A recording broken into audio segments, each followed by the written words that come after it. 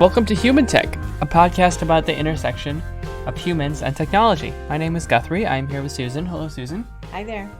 And we are back from our whirlwind tour all over the United States. It wasn't that much of a tour. It was a whirlwind tour. Felt like a lot of travel. But one of the talks that we gave it to an ad agency, but it was specifically kind of about the science of listening. Yeah. And why people listen, how people listen. And because that was fresh, that's going to be our topic today. Yeah. It's one of my favorite topics. Favorite topics? Well, there you go. It is. Yeah. So any other stuff you'd like to intro with? Yeah. Well, if you like our podcast, then like it. Actually rate it wherever it is you listen to podcasts, because that will help us get it out to more people and share it with your friends. So that's what I would say if you like the Human Tech podcast. There you have it. There you have it. All right. So what's in today for listening? Well, I'll let you. You gonna let me intro it? Yeah, cool. Because I'm the expert at some stuff, but you're the expert here. But you're gonna chime in. Well, yeah. Okay. Well, I think listening is one of those things we kind of take for granted that we know how to do and that other people do. I mean, it's like, do you eat? Yes. Do you gesture with your hands? Yes. Do you listen? Yes. And we don't necessarily stop to think about listening, that there might be a science behind it, that there might be things you can do that make you a better listener, and so on. So that's what I thought we'd talk about. So the first thing that I think is really interesting is that just like with vision, we think that listening has to do with, our ears, right? And it doesn't at all. It has to do, there's all these sounds constantly coming into our brain. And if you don't have a context for them, you either ignore them or they sound like garbage. But listening is not important. What? Right. Says the man who has the podcast? No one cares about listening. Why don't they care about listening? Mostly joking.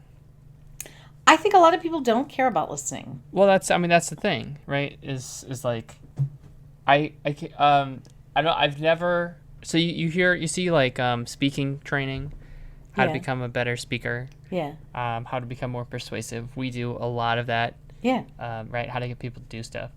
I've almost never seen, like, I got my certificate in listening. Yeah, that's true. I have a certificate in visual design. I have a certificate in auditory design. Right. Well, yeah. I mean, we are very visual creatures. That's for sure. And we think of vision as our first, our main way we take in information. Right. But we talk a lot. Mm-hmm. So talking is certainly is a main way we communicate. So if you're going to talk, it means that somebody maybe is listening. So, all right, I got quiz questions for you. Right. But this you've heard before, but now we're going to see if you remember. First of all, I wasn't listening. I'll just say it right now. You weren't listening when you heard this before? Oh, we were busy. We had a whole workshop, a whole day. I was setting stuff up. You were in the workshop and you weren't listening? I wasn't in the workshop. I was assisting with the workshop. I was doing ancillary things. I think you'll remember this. There was like granola bars that had to be eaten. All right. So, if you think about 3 different age groups. Uh-huh. First is first and second graders, kids who are like 6 and 7 years old. Do you know the answer to this? I do remember this. Okay. Actually, it's because I put together the slides. It wasn't because I was listening. Okay. Yeah.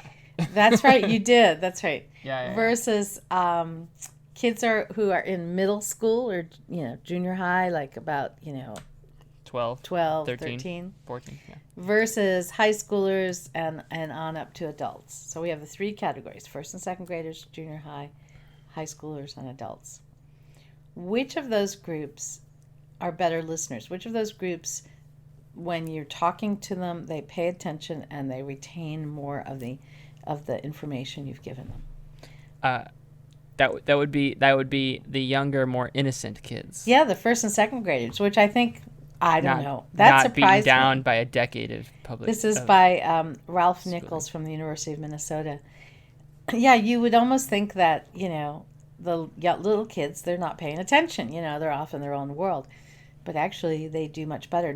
They retain 90% of the information that you give them. Can we have just do one of our segments? What? It's like it's the Guthrie's Weird segment. Oh, we need like we theme need music. special music.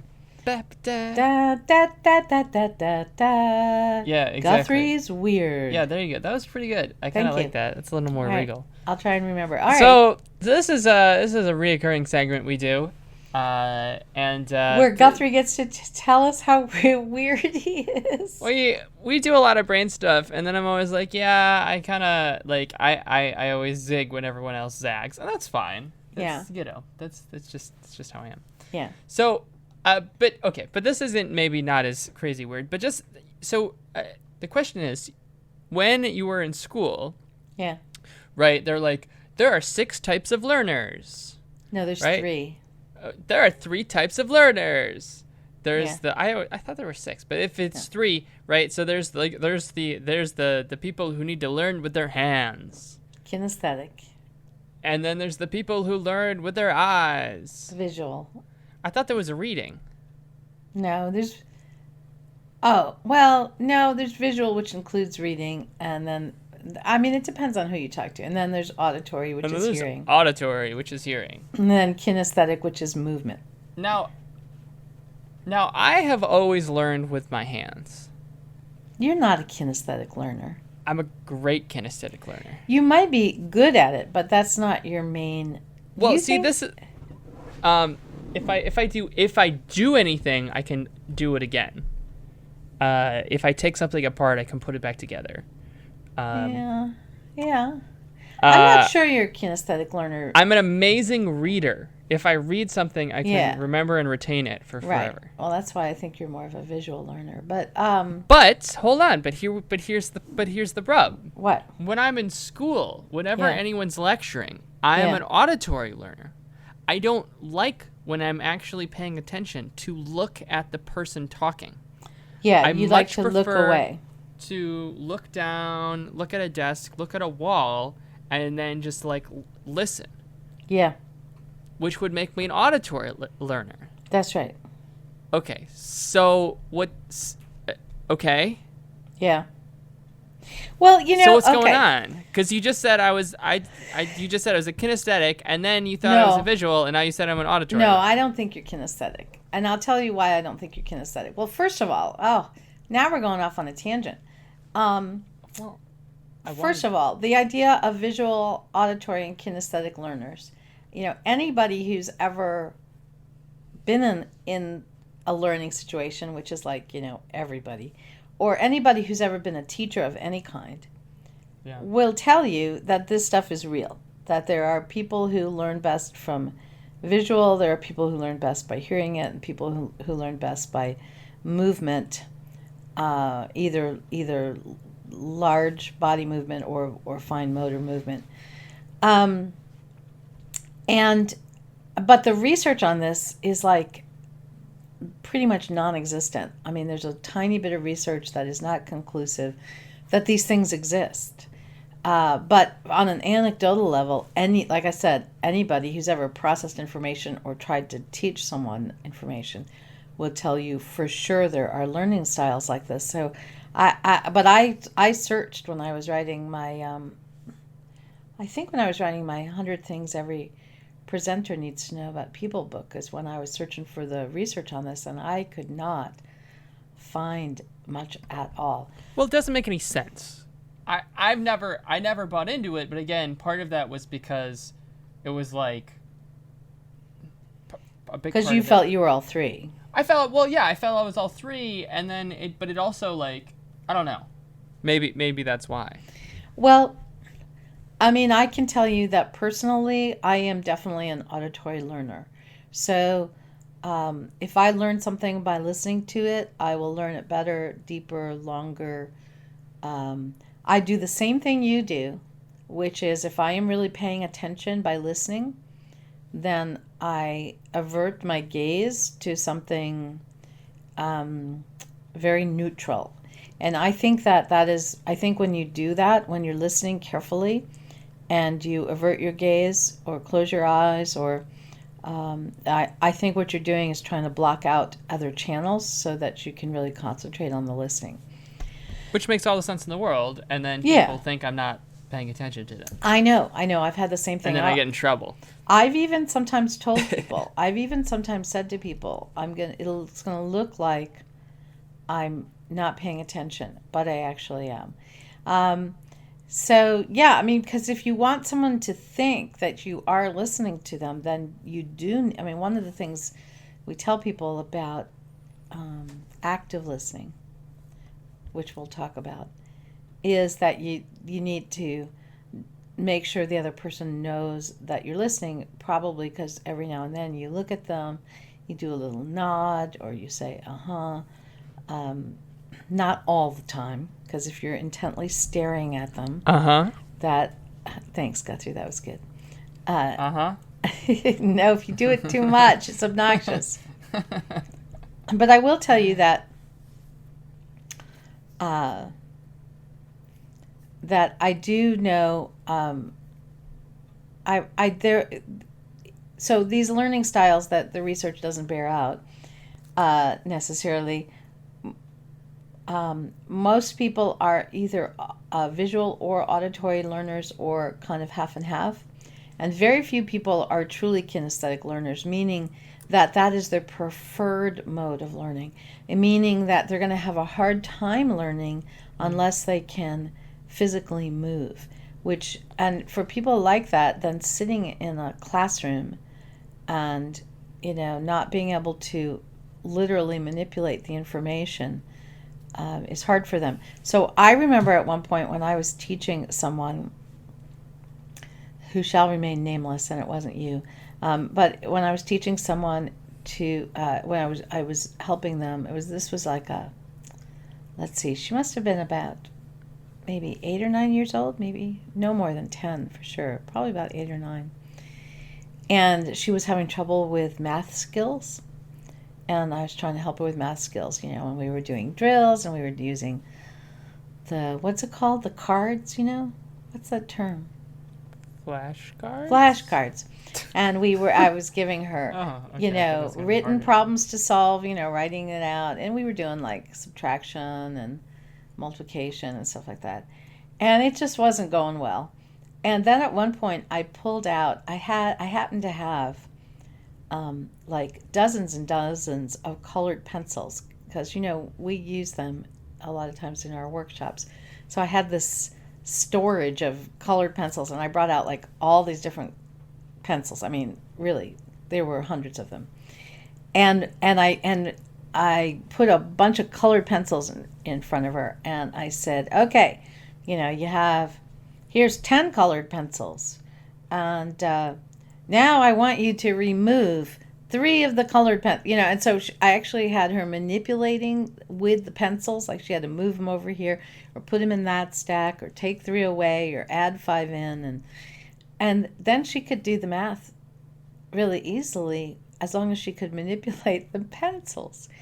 And she was also one of these people that, not me, when she would count or she would use her fingers, right? Because this is and that's the idea of a kinesthetic learner. They have to be moving parts of their body. I guess I just have poor spatial something. You have poor spatial? Well, like if I like I've never been able to, for example, put together. Okay, so for example, if I had like a diagram, yeah, of a thing, right? Yeah. I have trouble seeing how it all fits together Yeah. in a three-dimensional way. Yeah, then you're definitely not a visual learner. But if I can just see the thing, then it all makes perfect sense. Oh. It's only if I see like I can't you look can't- at it like a 2D yeah, diagram, yeah. and I'm bad at like putting that Yeah. into a three-dimensional space. I'm really bad at that. Yeah, so maybe I got that from you. I mean, same with like like art. Like I'm pretty good. I'm actually quite good at art as long as it's on a two-dimensional plane. Which, typography and graphic design generally is, so I'm pretty good at that. So the new... But if you ask me to do anything in the third dimension, I have wait a a lot minute. of trouble. All right, now we have really veered off the top. We're going to get back to listening. We'll get back to listening. But I have a question for you then. The new product that came this week, the Microsoft Studio desktop thing came out. Yeah.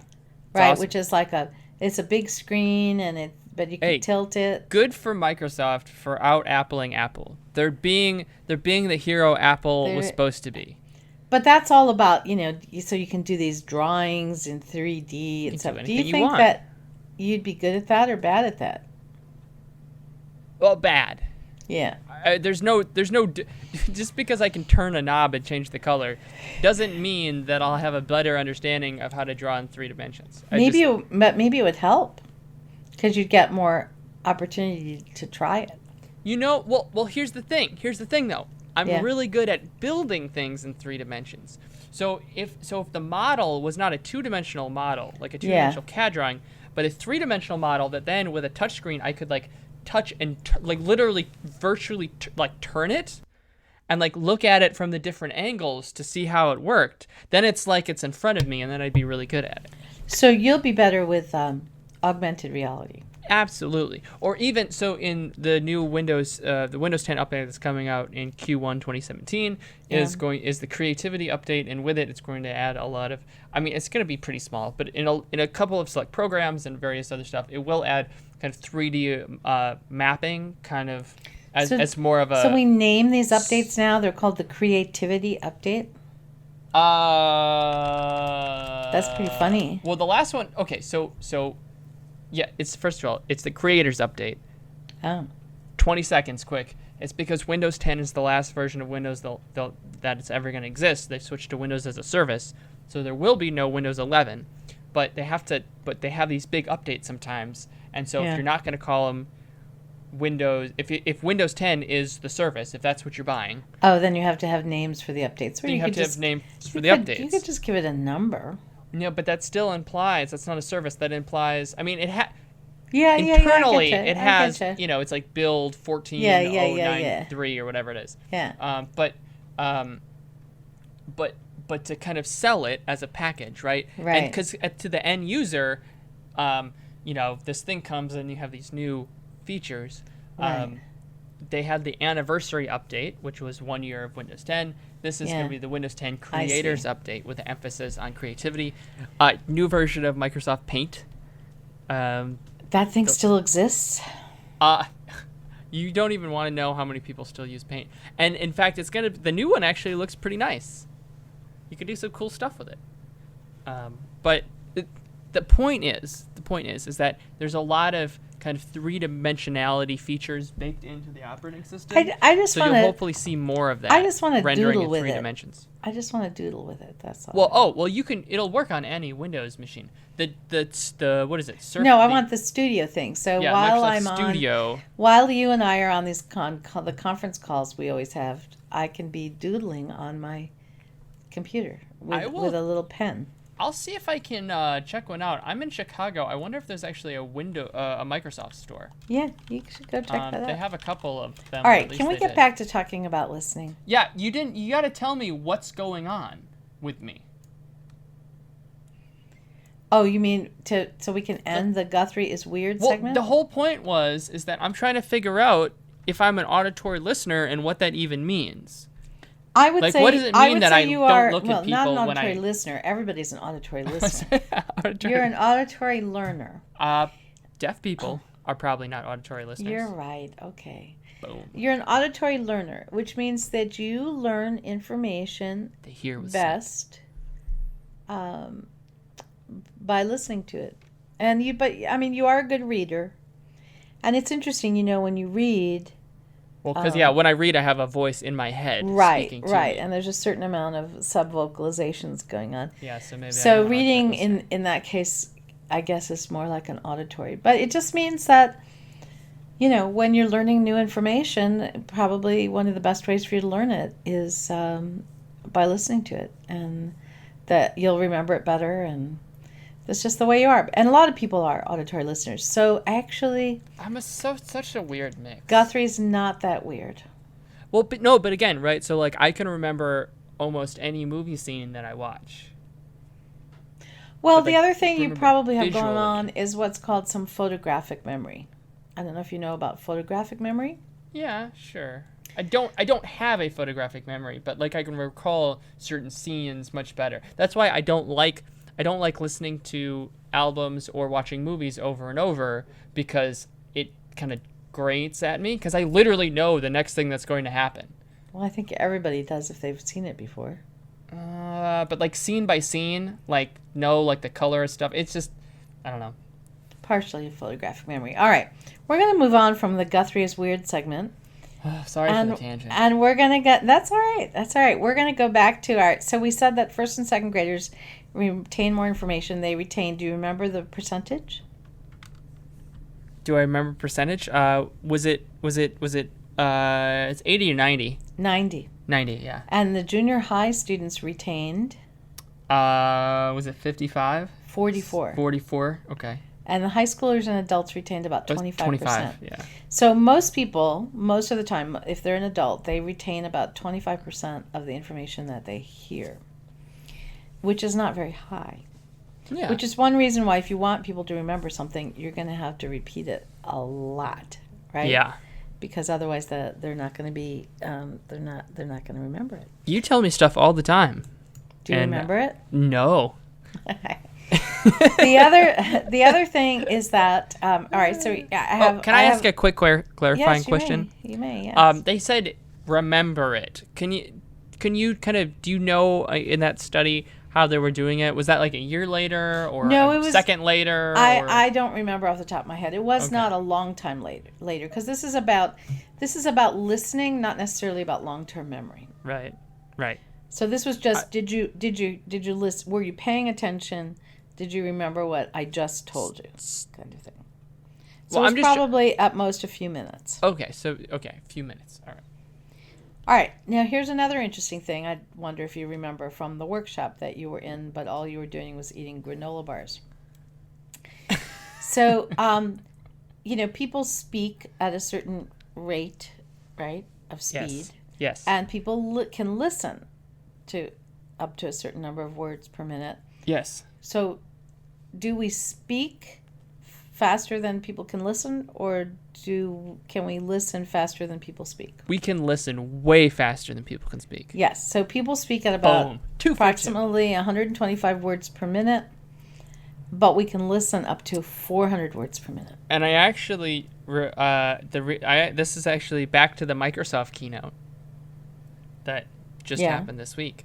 Yeah. They actually started it with a little bit of a tour of some of the new accessibility features that they're baking into Microsoft. Yeah. And about some of the stuff, especially for developers, of how they're kind of making it easier for developers to make sure screen readers work and things way more advanced than screen readers that I wish I was an expert in. I unfortunately I'm not.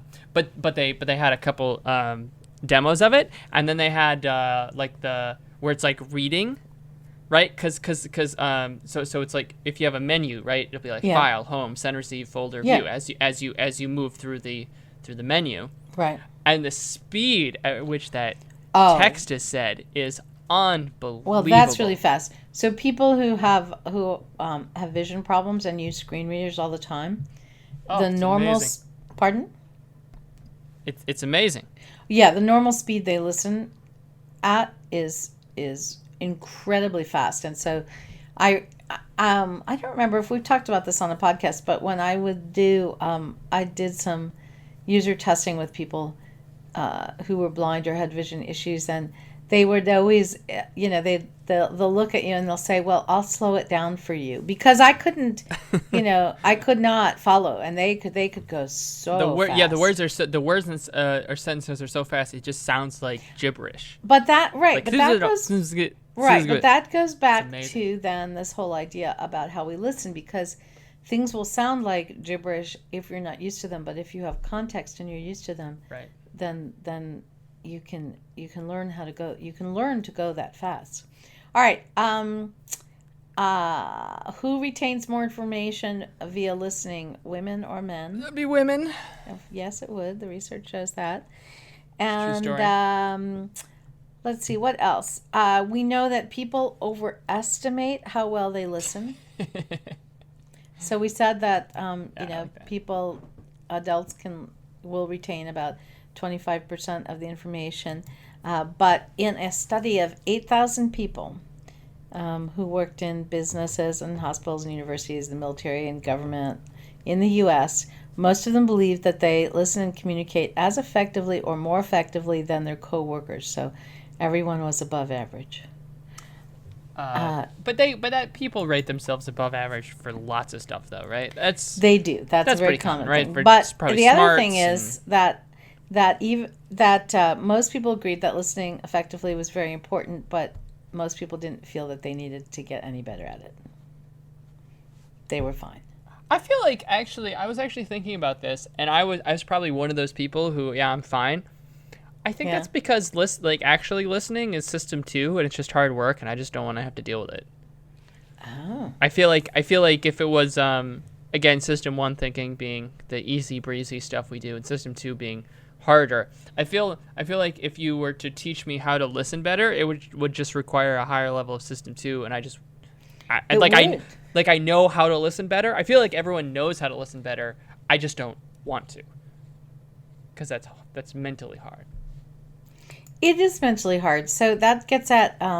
So that's my theory, by the way, on that, which I have not shared with anyone until just now. Yeah, no, I think you're right. And so, the way to listen more effectively is I guess the gold standard, or the only thing actually that I've ever seen people really come up with is the active listening method, right? Which is it's got a couple of steps to it. So first, before we go through active listening, I just want to tie that segment in a bow. Okay. So let's just quickly recap how listening works. Okay. Because we kind of talked about it, and we talked about how the brain hears, but I just want like a minute or two just to kind of get people done with how the brain processes the auditory, and then we'll move on to the. Sound waves hit your ears. Yes. And in your ears are little bones. Mm-hmm. And the bones vibrate. So basically you're taking, sound is a wave, right? Right. It's a vibration, and it hits the bones, and it makes the bones vibrate, and the vibration stimulates neurons in your ears. In your ears, that then connect to other neurons that make their way to the auditory cortex, the cortex part of the brain that is set aside for interpreting sounds. It's in kind of the middle rear right hemisphere, if I'm not mistaken. I'd have to look up. Doesn't really matter. And you have sound coming in from your right side, and your right ear and your left ear, if you have hearing in both ears, and then And one quick thing, the coolest technology that exists that no one uses but is amazing is bone conductive headphones. Yeah. So you could just go buy these right now. Yes. They're headphones. You don't put them in your ears. You just strap them to your temple. Yeah. And it just sends vibrations through your skull bones. I know, it's weird. And then you can hear. Have you tried them? I've never tried them, but they look so cool. Do you know what those are really popular for? I could imagine they're clearly a superior headphone where you can listen to music and literally not have anything in your ears and can hear other stuff. Swimming. Mm. That's one of the Absolutely. types of swimming, because, I swim, and swimming is really boring, in my opinion.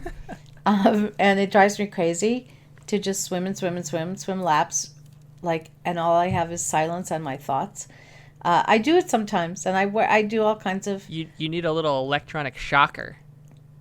Why? Because people would rather shock themselves than being alone with their thoughts. Oh, That's yeah. a throwback to one of our prior episodes. Well, so then I tried to figure out how to do, listen to podcasts while swimming, right. which is not as easy as you would think, because the specialized, they make like waterproof shuffles, but they have a horrible fail rate, just horrible. And the one I got failed. And so I was checking out all the different things, and one of them was these bone connective headphones, which I did not end up getting. So I ended up, cool. You know what I ended up doing? What? I have this Boombox? waterproof pouch that I didn't really trust it was going to be waterproof. So I took a really old Nano that I have. Yeah. iPod Nano, like an old one that has weird problems with the screen, and so it doesn't work very well. Yeah. So I figured if it ruins my Nano, who cares? So I put it in the waterproof pouch, and then I do have just regular waterproof headphones you can get. Those aren't expensive. And I kind of put them in and then put my swim cap over it so that they don't move around too much. And the whole thing kind of works. And so far it's quite waterproof. I've been using this for months, and the Nano is just fine. But the whole thing looks really weird. But it allows me to listen to podcasts while I'm swimming, so I'm happy. But anyway, yes. Let's go back to the ears. So the bones are vibrating. The neurons are neuroning. And then just like with light, where your brain takes weird signals and turns it into something, your brain takes these weird auditory signals and turns it into something that we call hearing. Well, and we've talked about I think we've talked on the podcast about some of the really weird, like the whole idea of neuroplasticity. I'm sure we've talked about it, yeah. And the fact that there parts of your brain that normally do one thing can get kind of co-opted into doing another. And maybe we talked in another podcast about David Eagleman and his vest. Yeah. Well, he has used these vests that have to do with hearing. So people who are deaf, let me see if I can get this right. So David Eagleman, there's a wonderful TED Talk that he did about these vests. So if you don't know him and you haven't seen the TED Talk, I highly recommend it. So he invented these vests, and you put the vest on, and information comes to the vest, and what you feel, it's almost like someone's kind of gently poking you. Like little pieces of data get turned into pokes on your back, for instance, because you're wearing the vest. And he has taken people who don't hear, whose ears don't function. So if you talk, they don't hear. But he has people talk, and what they're saying gets transmitted into pulses that goes into the vest. And then people eventually, at first they just, they're just getting these pokes in their back. But then all of a sudden they can start to hear. Yeah. So inside of their head, their hearing, it comes through as auditory. I find that amazing. Anyway. Brain's weird. Let's go back to active listening. Can we do that? Yeah, well, that's what I just wanted to kind of... Yeah, no, that's good. I'm glad we did that. So now... So if you want to be a better listener. So let's so we're going to change gears, and we're going to go into... Okay, so that's some of the brain sciencey stuff behind listening. Let's get into the human side of it. 5 steps. To be a better listener. Yes. And can you define your terms? What does better listener mean? Effective listening, this is a quote from Dr. Scott Williams at the College of Business, Wright State University. Effective listening is actively absorbing the information given to you by a speaker, comma, showing that you are listening and interested, and providing feedback to the speaker so that he or she knows the message was received. And this isn't really so much about listening. It's about communication. Two-way communication. That's right. Yes. Yeah. So the first thing is 5 steps. Step number 1, set your intention to listen. So to just say, okay, I'm really going to listen to this person. I'm going to pay attention. That's 1. Number 2 is to suspend judgment. So, of course, what we do normally when we're talking to someone and they say something and they're telling you the story, or they're telling you, why they're going to vote for a candidate or whatever it is, because this is election season, so I can't get that out of my brain. And immediately, before they're even done, in your head, you're forming your rebuttal, right? Or you're going to tell them why they're wrong.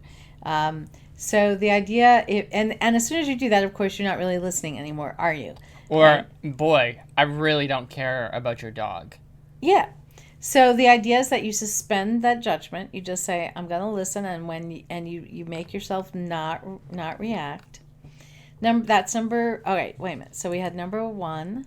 And that means if you're going to suspend your judgment, it means you don't interrupt them.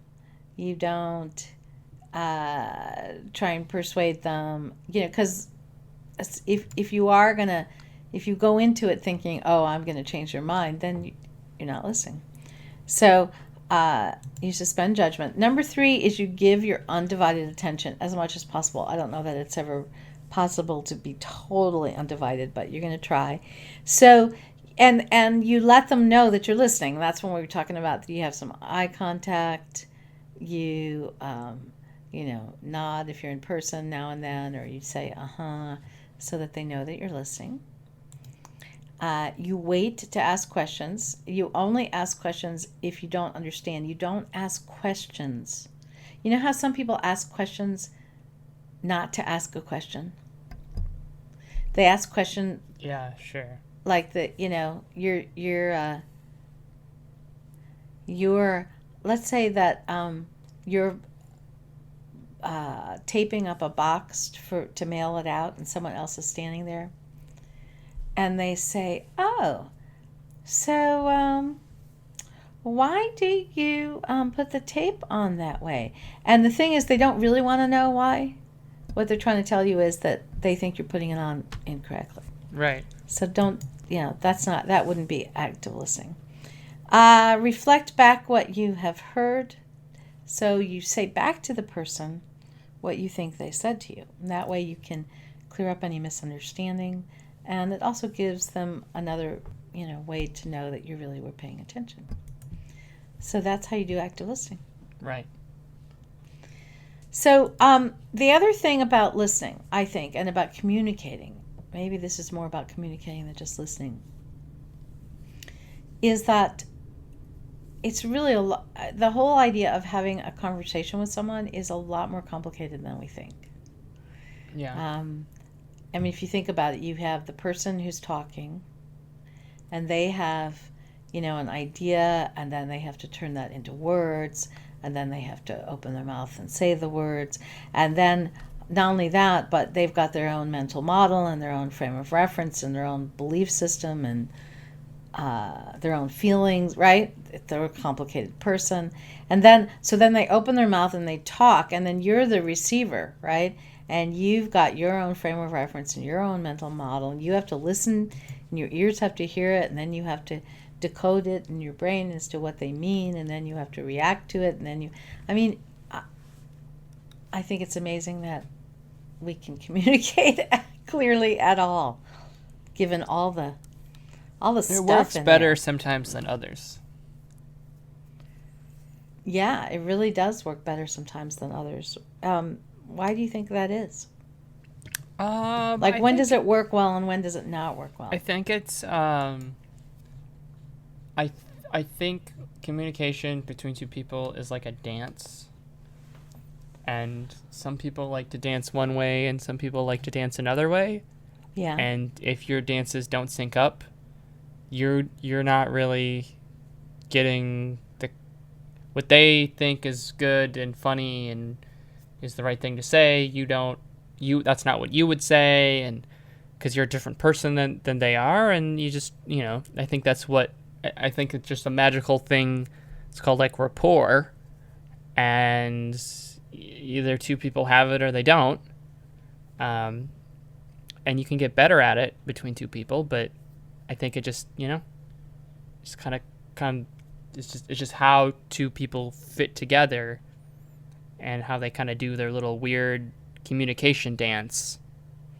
And I think if you need to, I agree with you, and I think if you really have to communicate with someone who you don't necessarily dance well with, yeah. I think that's when active listening can really help, because you have Sure. to consciously say, okay, I know this person drives me crazy, or I know I usually don't agree with what they say, but I'm going to, that's back to that suspended judgment, I'm gonna pay attention, and I'm gonna try to really listen. I think otherwise all your automatic stuff kicks in. Well, I think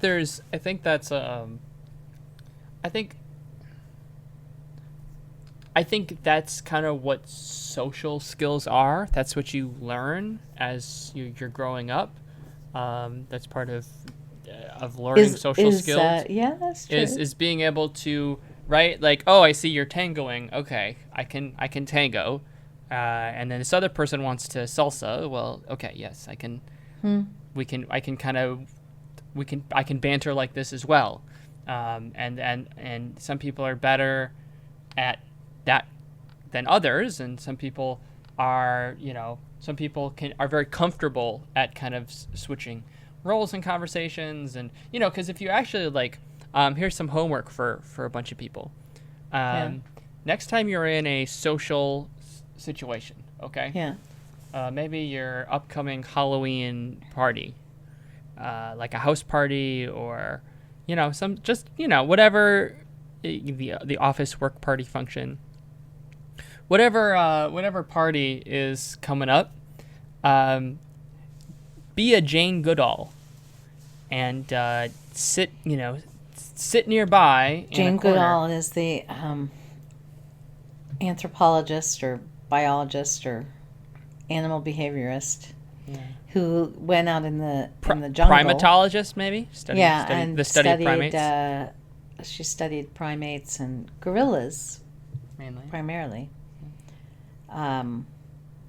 Yes, go ahead. In their natural habitat. Yeah, and just sit there and observe two people making, especially if it's like small talk, or a conversation about politics, or whatever it is, and just kind of watch their little peacock dance that they do, where someone says something and then the other person is kind of like does a thing, and then they communicate back and forth. It's kind of funny, especially people who don't have a great rapport with each other, or either don't know each other well or don't necessarily right. Like if you're with your best friend of 12 years, it's you don't even have to think about it. It's just this fluid, natural thing. Right. But especially if it's like a work colleague or maybe someone that then people got to work on it a little more. It's interesting to watch. So I mean that's my communication theory. That's your homework you're giving people. All right, I have two other things I want to talk about around this. Okay.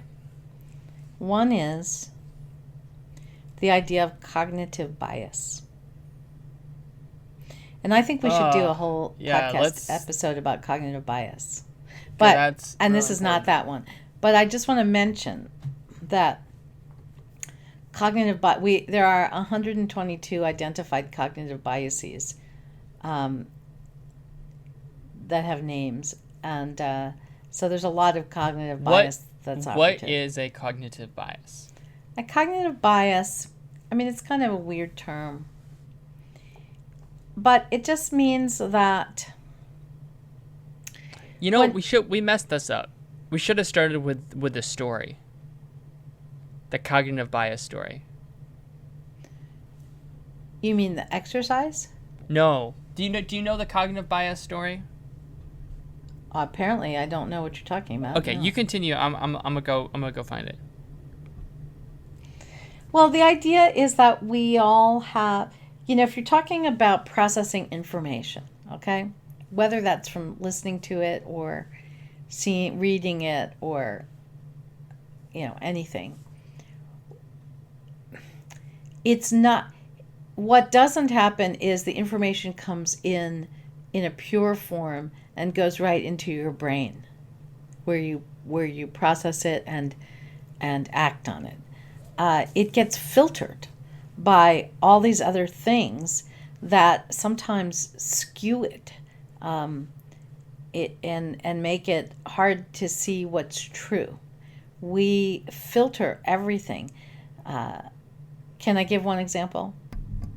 Please. So one of the most talked about by cognitive biases is the confirmation bias, which is that we tend to pay attention to information that confirms what we already believe, and we tend to ignore information, whether it's reading or someone's talking, that doesn't fit with what we believe. And so you have this tendency to just hear, over and over and over, everybody saying the things you believe, and then if someone says to you, well, haven't you heard about such and such, and it's a opposite to what you believe, you'll say, well, I rarely hear anyone say that. Well, it's just partly because you're gating out, you're filtering out when someone says something you don't believe. And we all do this. So that's one of the 122 types of bias. That's a lot of bias. Yeah, so it means that you just have to understand when information comes in, it's not coming in a pure form. When you listen to someone, it's really hard to listen without doing one of these filters. Right. Unfortunately. So you got to know that about yourself. So it means that you have to kind of watch yourself, or you have to assume that you're going to get it wrong a lot of the time. So you better check that what you think is true or what you think you heard really is, because you probably filtered it. Did you have a story or not? No. Keep going. I'll see if I have it. And then the other thing I wanted to talk about was channel degradation. Yeah. Which means that, you have these two people and they're trying to communicate with each other. And I talked about, you have the frame of reference, and they have an idea and they have to encode it, and then they have to say it, and then you have to receive it, and all of that. But there's also the channel, the means of communication, so it might be that I might be talking in person, I might be talking on a cell phone, that's the channel.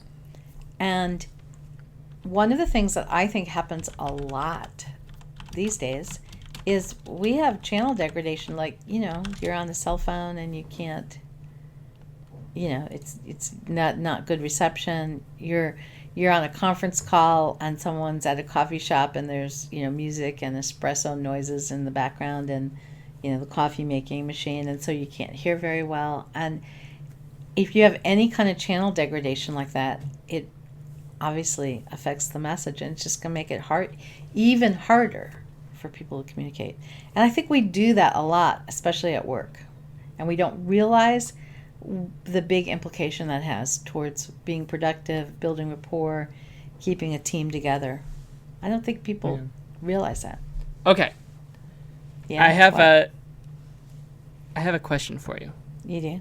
Okay. You have to explain. Yeah. You have to explain. Yeah.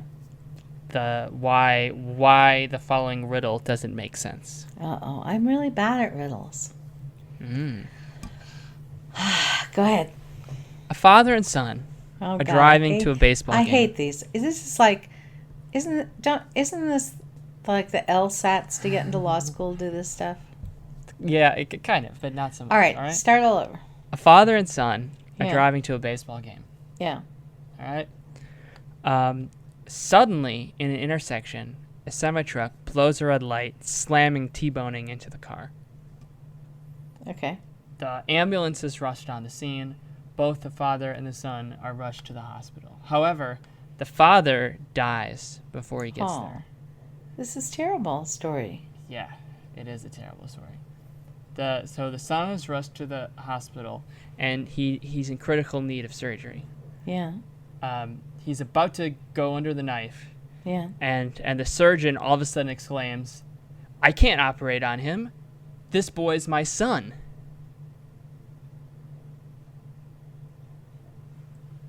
Okay. Why couldn't the surgeon operate?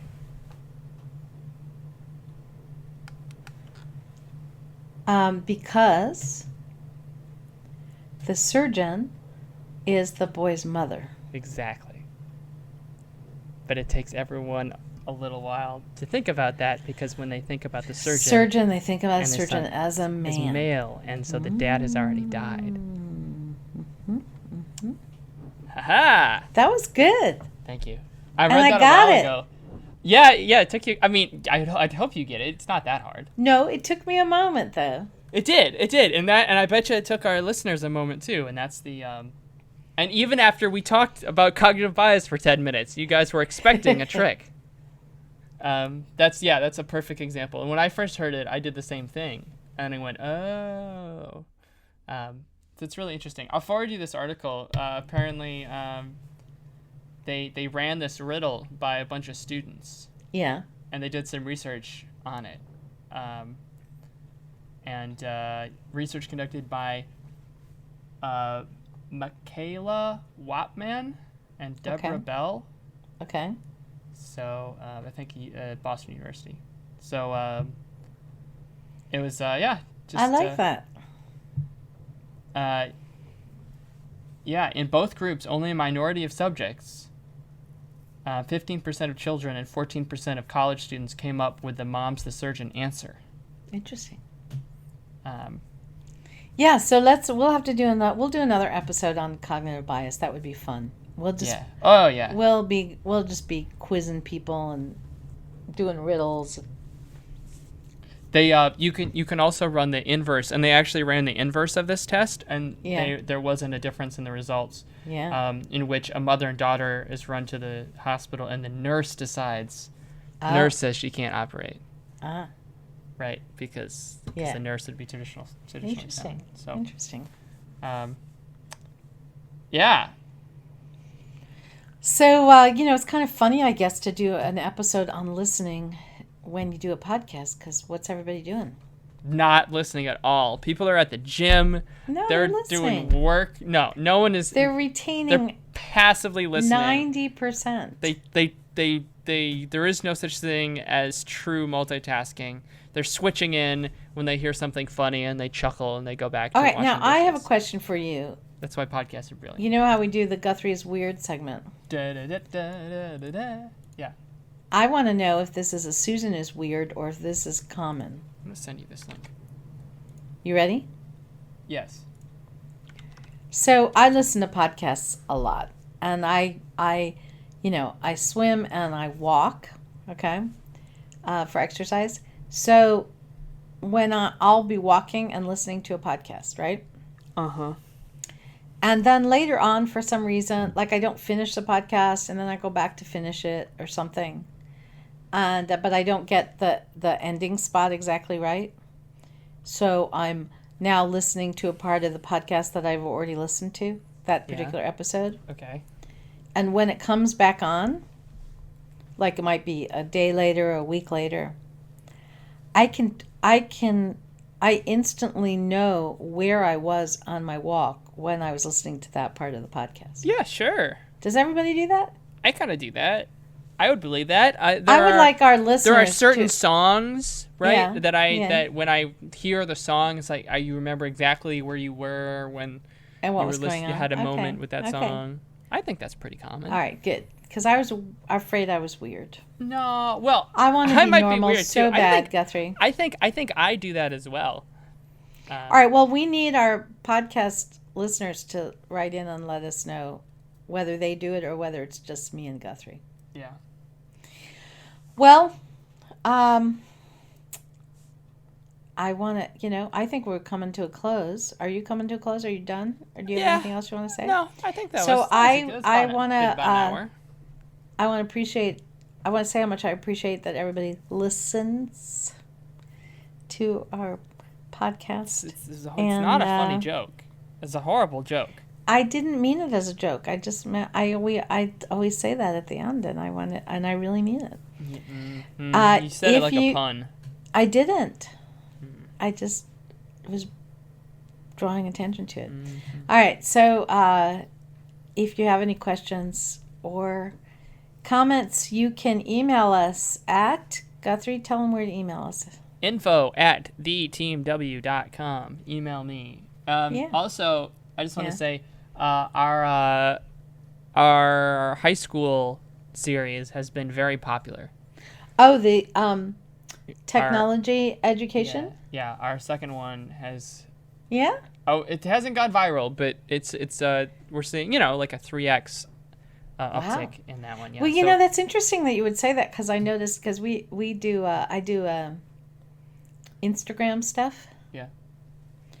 And we do a lot of podcast images on Instagram, and that one has like 3 times as many followers. Yeah, I would say we'll just need to so we're gonna do our probably third part of that series. Maybe we'll make it 5. Oh God, make it 10. We have that much to say about it, I guess. We barely got out of high school last episode. We barely got out of high school. That's pretty funny. You're right. And we haven't even covered like alternative sources of learning, and we got to do college and alternative sources of learning and learning as an adult.